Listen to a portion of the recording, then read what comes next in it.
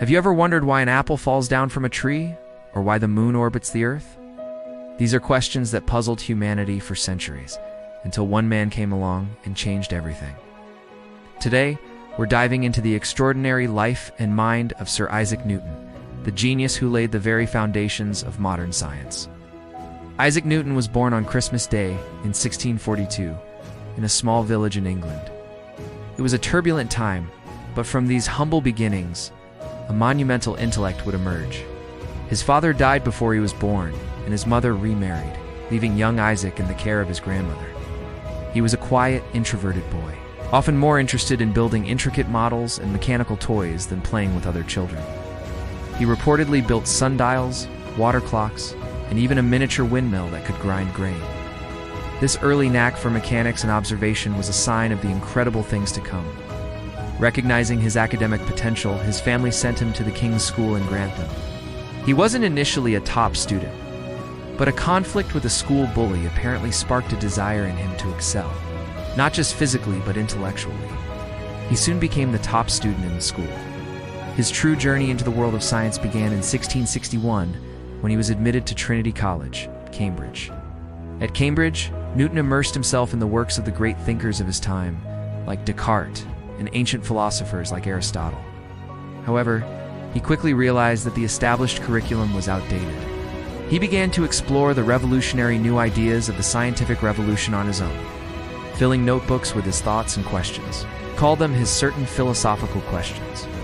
This was where his genius truly began to ignite. Then, in 1665, an unexpected event changed the course of his life, and indeed, the course of science. The Great Plague swept through England, forcing Cambridge University to close. Newton returned to his family home at Woolsthorpe Manor. For the next 2 years, what he later called his Annus Mirabilis, or Year of Wonders, he experienced an unparalleled burst of creative and intellectual energy. It was during this period of isolation that the seeds of his 3 greatest discoveries were sown: calculus, his theories on light and color, and the law of universal gravitation. Let's start with light. Before Newton, the common belief was that white light was pure and fundamental, and that colors were some kind of modification of it. Newton challenged this idea with a simple yet elegant experiment. He took a glass prism and allowed a beam of sunlight to pass through it in a darkened room. The result was a stunning spectrum of colors, just like a rainbow projected onto the wall. But he didn't stop there. To prove that the prism wasn't simply coloring the light, he performed a crucial second step. He used another prism to recombine the scattered colors. And what happened? The colors merged back into pure white light. This demonstrated conclusively that white light is not pure, but is in fact a mixture of all the colors of the spectrum. This discovery revolutionized the field of optics. It also led him to invent the reflecting telescope. Telescopes at the time used lenses, which suffered from a problem called chromatic aberration, basically, color distortion that created fuzzy images. Newton's design used a curved mirror instead of a lens to gather light, which solved the problem and allowed for much clearer and more powerful telescopes. The design is still used today, known as the Newtonian telescope. Next, let's talk about motion. How do things move? Why do they speed up, slow down, or change direction? Newton provided the answers with his 3 fundamental laws of motion, which he would later publish in his masterpiece, the Principia Mathematica. The first law is the law of inertia. It states that an object at rest will stay at rest, and an object in motion will stay in motion with the same speed and in the same direction, unless acted upon by an external force. Think about it. If you slide a book across a table, it eventually stops. That's because of the force of friction. In the vacuum of space, with no friction, an object would just keep going forever. The second law is probably the most famous equation in all of physics. Before Einstein's E equals mc, its force equals mass times acceleration, or FMA. This law tells us that the more force you apply to an object, the more it will accelerate. It also tells us that for the same amount of force, a heavier object, one with more mass, will accelerate less than a lighter one. This law is the key to understanding how forces affect motion, from throwing a baseball to launching a rocket into space. The third law is the principle of action and reaction. For every action, there is an equal and opposite reaction. When you push against a wall, the wall pushes back on you with an equal force. When a rocket expels gas downwards that S the action, the gas pushes the rocket upwards with an equal and opposite force that S the reaction. These three laws became the bedrock of classical mechanics, describing the motion of everything in our everyday world. But Newton's most legendary discovery was yet to come. It's the story we all know, perhaps with a bit of myth mixed in.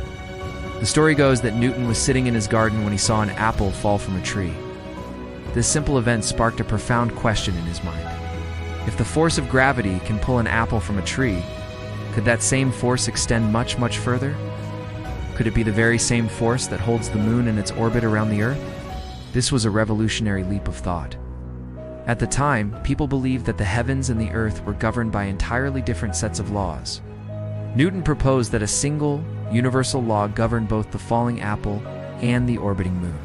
He formulated the law of universal gravitation, which states that every particle of matter in the universe attracts every other particle with a force that is directly proportional to the product of their masses and inversely proportional to the square of the distance between their centers. This single, elegant law explained the motions of the planets, the tides, and the paths of comets. It unified the heavens and the earth under one set of physical principles. In 1687, urged on and financially supported by his friend, astronomer Edmund Halley, Newton published his findings in the Philosophiae Naturalis Principia Mathematica, or Mathematical Principles of Natural Philosophy. The Principia is widely regarded as one of the most important scientific books ever written. It laid out his laws of motion and universal gravitation in the rigorous language of mathematics, effectively creating the blueprint for modern physics. After his incredible scientific achievements, Newton's life took another turn. He moved to London and became a public figure.